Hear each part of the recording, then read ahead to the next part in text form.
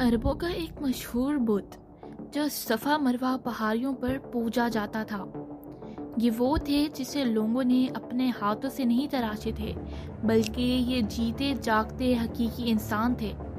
انہوں نے کعبہ کے اندر ایسا کیا جرم کیا تھا جس کی وجہ سے اللہ نے انہیں ایسا خوفناک عذاب دیا جو آنے والوں کے لیے عبرت کا نشان بن گئی۔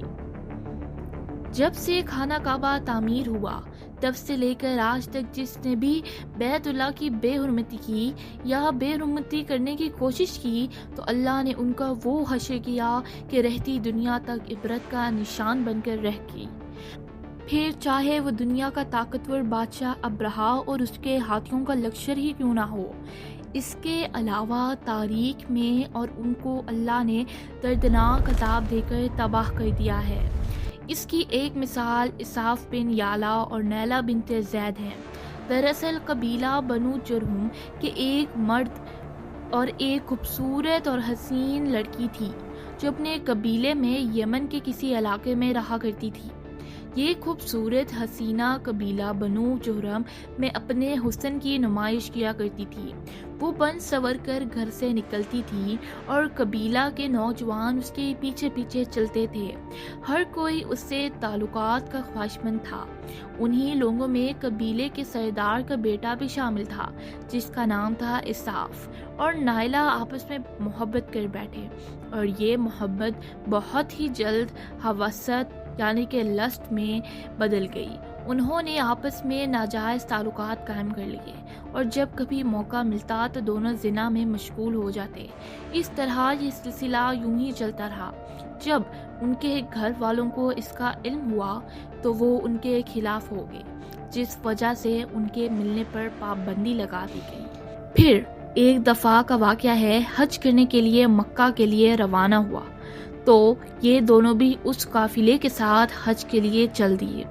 قافلہ مکہ پہنچا اور یہ حج کے ایام دن تھے۔ انہی دنوں کا واقعہ ہے کہ ایک روز کعبہ میں لوگوں کی تعداد بہت ہی کم تھی اور آس پاس کوئی بھی موجود نہ تھا، لہٰذا شیطان نے ان کے دلوں میں ڈالنا شروع کر دیا۔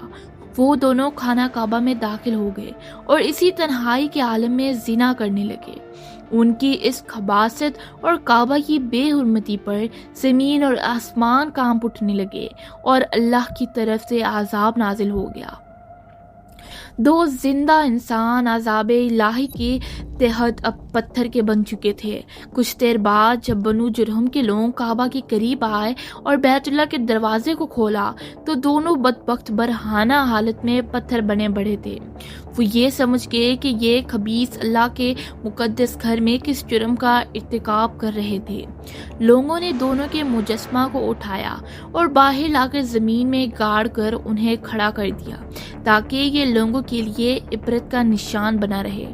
کچھ دن گزرنے کے بعد مکہ کے لوگوں نے اسحاق کے بت کو اٹھا کر کوہ صفا کے مقام پر رکھ دیا اور نائلہ کے بتوں کو اٹھا کر کوہ مروہ کے مقام پر رکھ دیا۔ صفا مروہ دراصل دو پہاڑیاں ہیں جو حرم میں کعبہ کے بالکل قریب ہی ہیں۔ انہی دو پہاڑیوں پر چڑھ کر اور چکر لگا کر بی بی حاجرہ علیہ السلام نے اس وقت پانی کی تلاش کی تھی جب حضرت اسماعیل علیہ السلام شیر خوار بچے تھے اور پیاس کی شدت سے بے قرار ہو گئے تھے۔ اسی لیے زمانے قدیم سے یہ دونوں پہاڑیاں بہت مقدس مانی جاتی تھی اور حاجی ان پر چڑھ کر بڑے احترام اور جذبہ عقیدت کے ساتھ طواف کیا کرتے تھے۔ جب اسحاق اور نائلہ کے بت کو صفا اور مروہ پر رکھا گیا تو ان کی سزا یہ تجاویز کی گئی کہ جو شخص بھی صفا مروہ پر جائے وہ ان دونوں بتوں کو ایک ایک جوتا مارے۔ 12 نسلوں تک تو یہ عمل جاری رہا۔ پھر لوگوں نے انہیں جوتے کے بجائے تھپڑ مارنے شروع کر دیے اور کچھ نسلوں بعد لوگ انہیں صرف ہاتھ لگایا کرتے تھے۔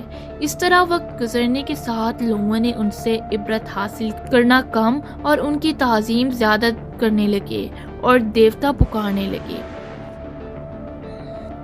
اور بعد میں اساف اور نائلہ کے اس بت کو عربوں کے بڑے بتوں میں شمار کیا جاتا تھا، جن کے آگے لوگ سجدہ کیا کرتے تھے اور قربانی بھی چڑھاتے تھے۔ جب مشرکین مکہ بیت اللہ کا طواف کرتے تھے تو اساف اور نائلہ کے اس بت کو چھوتے تھے۔ میں ایک دفعہ رسول اللہ صلی اللہ علیہ وآلہ وسلم کے ساتھ بیت اللہ کا طواف کر رہا تھا، لہٰذا جب میں ان بتوں کے پاس سے گزرا تو ان کو چھوا۔ اس پر آپ صلی اللہ علیہ وسلم نے مجھے ان بتوں کو چھونے سے منع کیا۔ میں نے اپنے دل میں کہا کہ دیکھوں تو صحیح کہ چھونے سے ہوتا کیا ہے، اس لیے دوبارہ ان کو چھوا۔ آپ صلی اللہ علیہ وسلم نے دوبارہ ذرا سختی سے منع کرتے ہوئے فرمایا، کیا تم کو میں نے منع نہیں کیا تھا؟ حضرت فرماتے ہیں کہ اللہ کی قسم، اس کے بعد کبھی بھی کسی بت کو میں نے ہاتھ نہیں لگایا، اور میں قسم کھا کر کہتا ہوں کہ نبی کریم صلی اللہ علیہ وآلہ وسلم نے کبھی بھی کسی بت کو نہ ہی چھوا تھا، یہاں تک کہ اللہ نے آپ کو نبوت عطا فرما دی اور آپ پر وحی نازل ہونے لگی۔ اس سے یہ پورا خطہ جگمگا اٹھا۔ حضور پاک صلی اللہ علیہ وآلہ وسلم نبوت کے عہدے پر فائز ہوئے۔ آپ صلی اللہ علیہ وسلم نے دعوت و تبلیغ کے کام شروع کیا۔ 10 ہجری میں جب اللہ نے عرب میں دین اسلام کو غالب کیا اور محمد صلی اللہ علیہ وآلہ وسلم نے مکہ فتح کیا تو آپ فاتحہ کے بعد حرم شریف میں داخل ہوئے اور آپ نے اپنے بھائی حضرت علی کے ساتھ مل کر تمام چھوٹے بڑے بتوں کو توڑ ڈالا۔ آپ بت توڑتے جاتے اور یہ فرماتے جاتے کہ حق آ گیا اور باطل مٹ گیا۔ بے شک باطل نے مٹ جانا ہی تھا، یہاں تک تمام بتوں سے پاک ہو گیا۔ پھر آپ صفا اور مروہ پر تشریف لے گئے اور اس بت کو اپنے مقدس ہاتھوں سے توڑ ڈالا۔ ہم نے دیکھا کہ اساف اور نائلہ کے اس بت کو لوگوں نے بطور عبرت صفا اور مروہ پر رکھا تھا، لیکن شیطان نے انہیں ایسا گمراہ کیا کہ وہ ان کی پوجا کرنے لگے۔ صرف یہی نہیں بلکہ زنا جیسے بدترین جرم جیسے کعبہ شریف کے اندر کیا گیا تھا، لوگ اس داستان کو فخر کے طور پر بیان کرنے لگے۔ ہونا تو یہ چاہیے تھا کہ ان کے اس بد فعلی پر لعنت کی جاتی، لیکن عربوں نے اس گناہ کو داستان عشق بنا دیا اور اساف اور نائلہ کو ایک رول ماڈل کے طور پر پیش کرنے لگے۔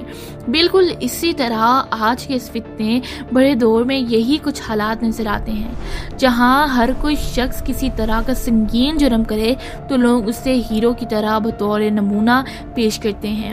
فریڈم، آزادی، خیال اور لبرلزم کے نام پر ہر طرح کی حواسیت اور برائی کو خوبصورت انداز میں پیش کر کے اس کی بھرپور تائید کی جاتی ہے۔ اللہ ہمیں ہر قسم کی برائیوں اور فتنوں سے محفوظ رکھے۔